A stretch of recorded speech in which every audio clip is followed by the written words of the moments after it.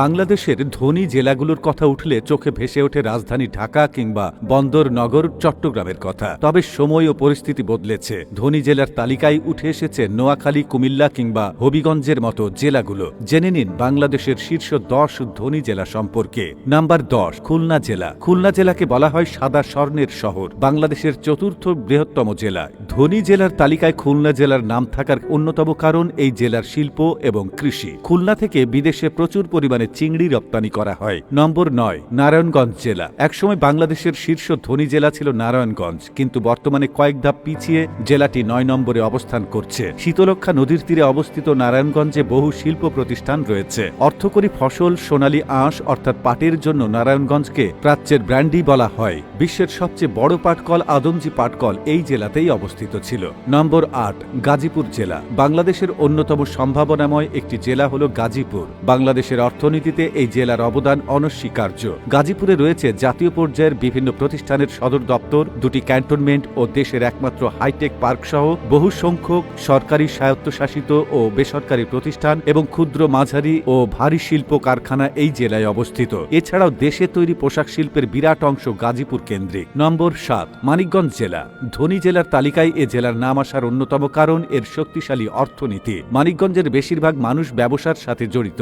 মানিকগঞ্জে 166টি বড় হাট বাজার রয়েছে। এগুলোকে কেন্দ্র করে মানিকগঞ্জের অর্থনীতি সমৃদ্ধ হয়েছে। নম্বর 6, হবিগঞ্জ জেলা। সিলেটের অন্যতম জেলা হবিগঞ্জ। হবিগঞ্জের অর্থনীতি মূলত কৃষি নির্ভর। চা, ধান, গম, আলু ও মাছ এ জেলার অন্যতম কৃষিজাত পণ্য। তাছাড়া শিল্প বাণিজ্যের উপর নির্ভরশীল হবিগঞ্জের অর্থনীতি। হবিগঞ্জের মানুষের মাথা পিছু আয় $3,490। নম্বর 5, কুমিল্লা জেলা। মেঘনা, গোমতী কিংবা তিতাস নদীর মতো প্রধান নদীর তীরবর্তী এই জেলার অর্থনীতি মূলত কৃষির উপর নির্ভরশীল। তবে ব্যবসা ও খনিজ সম্পদের দিক দিয়েও কুমিল্লা অনেক এগিয়ে। নম্বর 4, চট্টগ্রাম জেলা। বন্দর নগরী ও বাণিজ্যিক রাজধানী হিসেবে পরিচিত এই চট্টগ্রামে রয়েছে বাংলাদেশের সবচেয়ে বড় সমুদ্র বন্দর, যেখান থেকে দেশের বাণিজ্যের 75% রপ্তানি করা হয়। রাজস্ব আয়েও চট্টগ্রামের ভূমিকা অপরিসীম। দেশের মোট রাজস্ব আয়ের শতকরা 60% আসে চট্টগ্রামের ব্যবসা বাণিজ্য থেকে। নম্বর 3, সিলেট জেলা। অলি আউলিয়াদের কারণে সিলেটের যেমন খ্যাতি রয়েছে,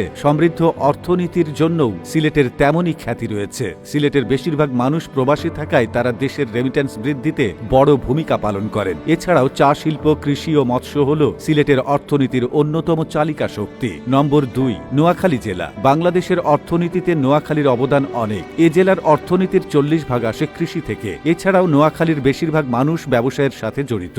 বড় ব্যবসায়ীদের ভিড়ে ছোট ছোট ব্যবসায়ীরাও নোয়াখালীর অর্থনীতিকে সমৃদ্ধ করেছে। তাছাড়া দেশের সবচেয়ে বেশি রেমিটেন্স আসা জেলাগুলোর মাঝে নোয়াখালী অন্যতম। প্রতি বছর নোয়াখালী থেকে বহু শ্রমিক বাইরের দেশগুলোতে কাজের সন্ধানে যাচ্ছে। মধ্যপ্রাচ্যে যায় বেশি শ্রমিক। তাদের পাঠানো রেমিটেন্সে দেশের রিজার্ভ সমৃদ্ধ হচ্ছে। বাংলাদেশের প্রধান নদী মেঘনা নোয়াখালী দিয়ে প্রবাহিত হয়ে গিয়েছে। নম্বর 1, ঢাকা জেলা। সেই প্রাচীন আমল থেকেই ঢাকার গুরুত্ব অনেক বেশি। বিভিন্ন সময় বিভিন্ন শাসকের রাজধানী হিসেবে ব্যবহৃত হয়েছে ঢাকা। সেই মুঘল আমল থেকেই ঢাকা বাণিজ্যের অন্যতম কেন্দ্রবিন্দু। বর্তমানে ঢাকা বাংলাদেশের প্রধান বাণিজ্যিক কেন্দ্র। দেশের অনেক বড় বড় শিল্প কারখানা, ব্যাংক, গুরুত্বপূর্ণ অফিস, আদালত এই জেলাতেই অবস্থিত। কিন্তু তবুও জেলাটিতে দরিদ্রতার হার 34%, কারণ এই জেলার বেশিরভাগ সম্পদ অল্প কিছু মানুষের হাতে সীমাবদ্ধ। এই ছিল বাংলাদেশের শীর্ষ 10 ধনী জেলা।